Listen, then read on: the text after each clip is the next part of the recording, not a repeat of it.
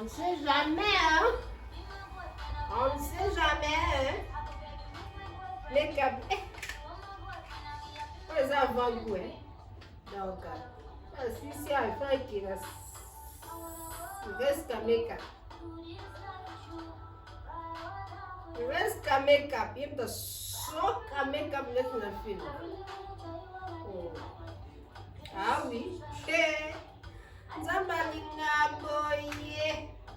Alinga bani ba sombolo le 8 mars.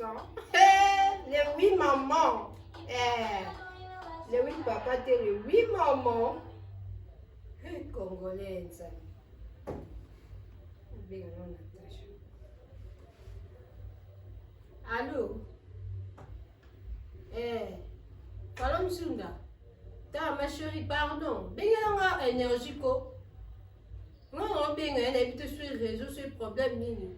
On habite sur mais quand on retard, on est au lit. On m'a mis des fois, moi je l'ai gardé. T'as qu'à y aller, le yinda kamabe. Oh, bah, c'est vrai que le bal est au jeu, Léo.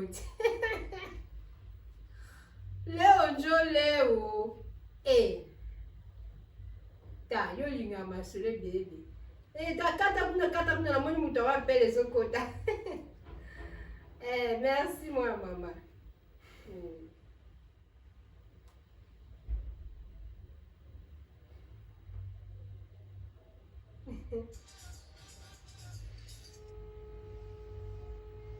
Allô? Allô? Allô? Yeah, now qu'est-ce que comment ma bonne, ça va? Bien mamie. Si quoi yo congolais plus bas congolais pour respecter attendre que quoi. Yeah, ma soeur déjà dans dire ma zoya dans quelques minutes donc nous allons voir déjà. Beta show et ta calé lo. Pas plus au programme à 12h yo lingo ya nini 20h.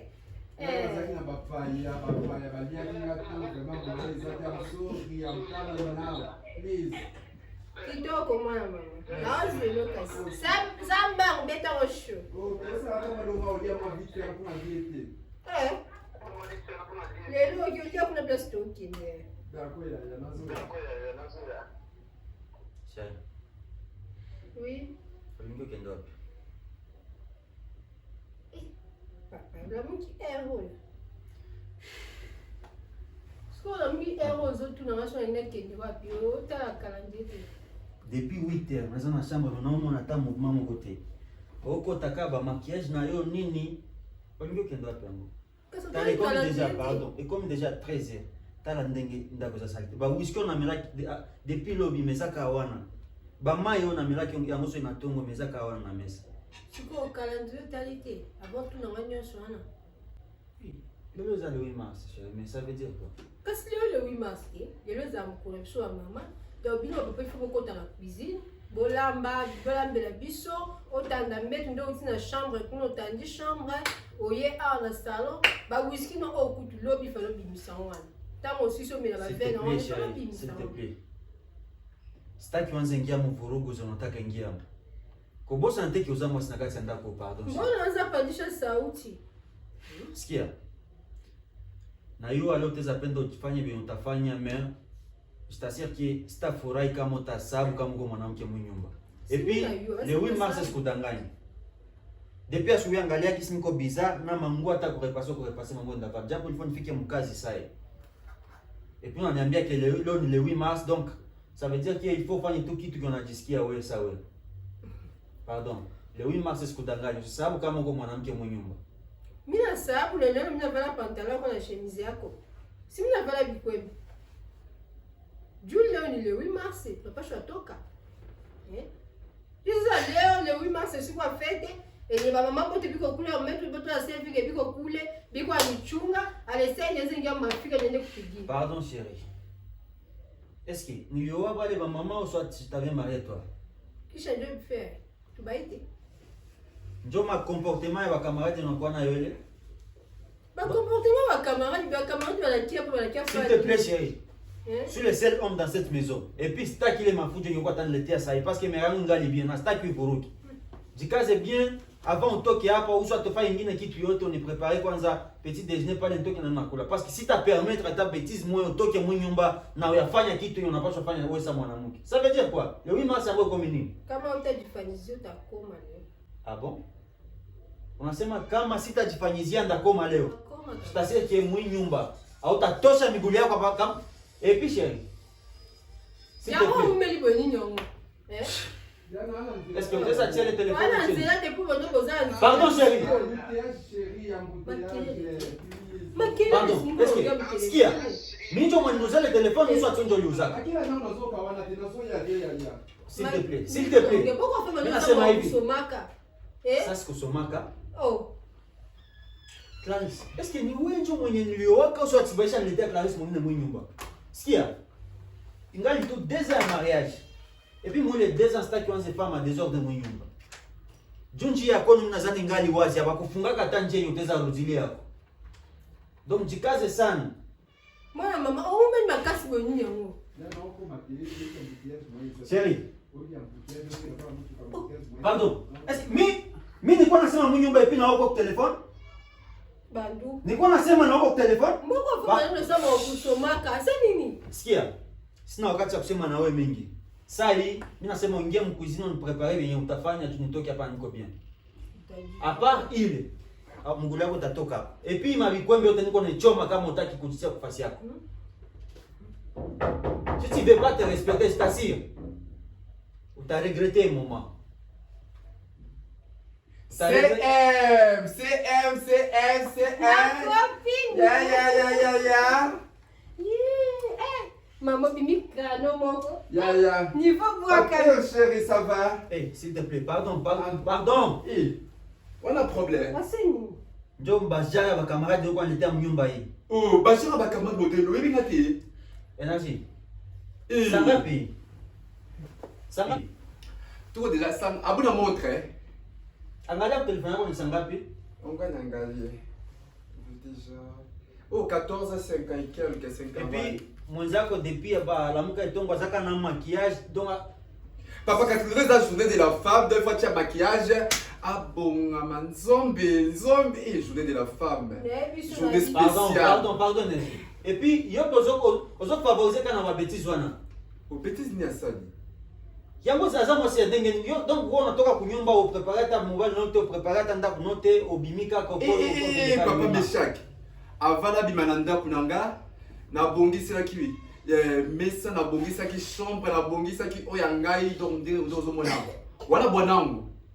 Iko bamwita jogo Meshak. Pardon.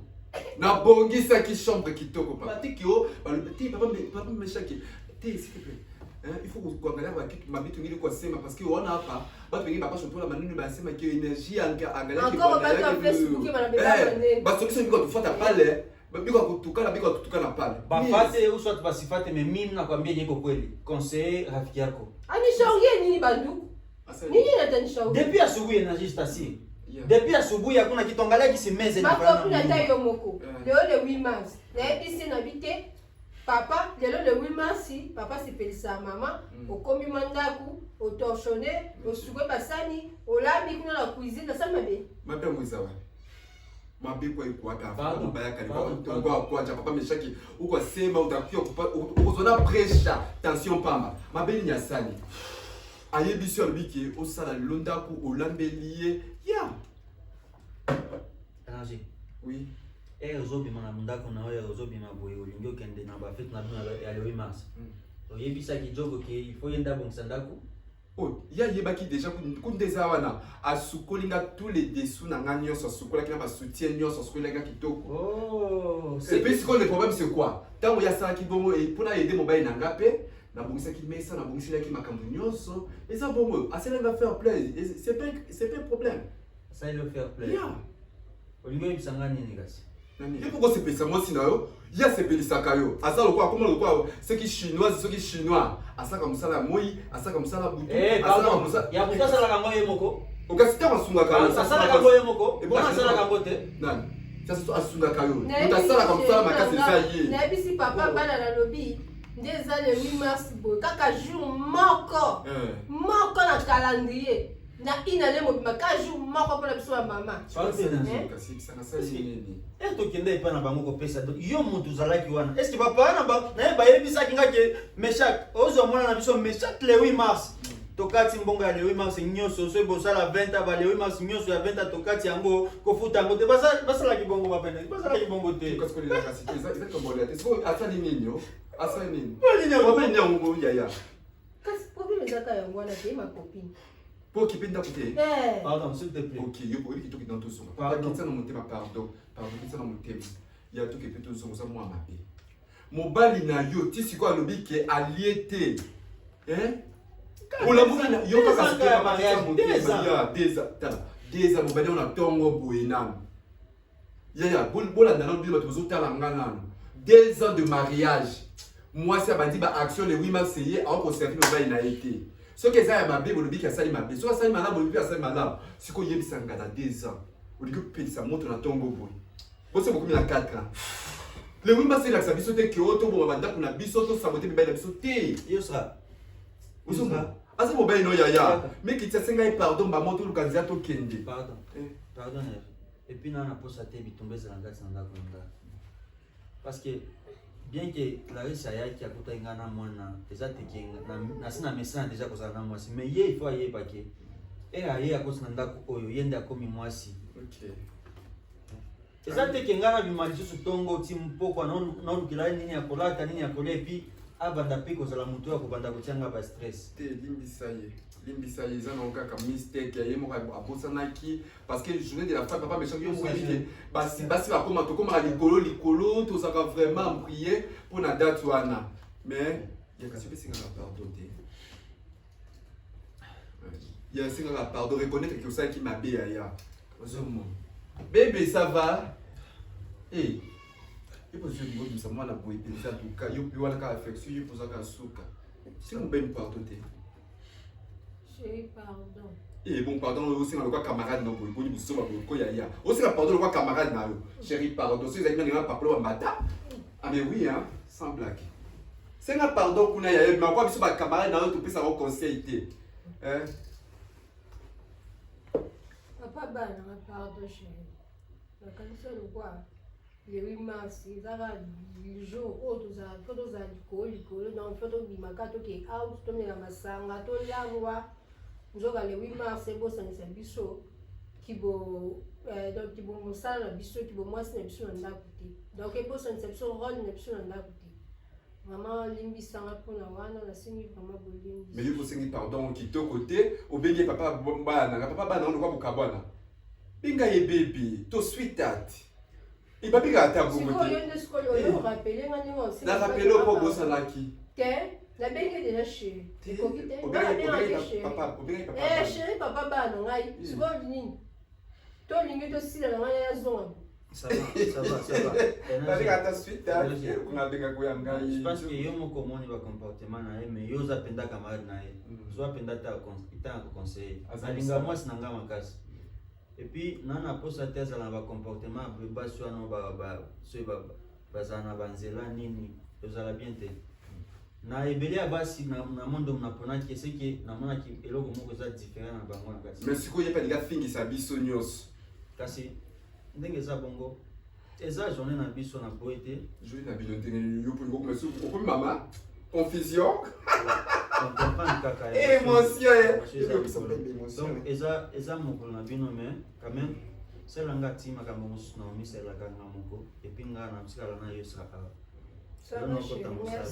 mais merci papa ça va mais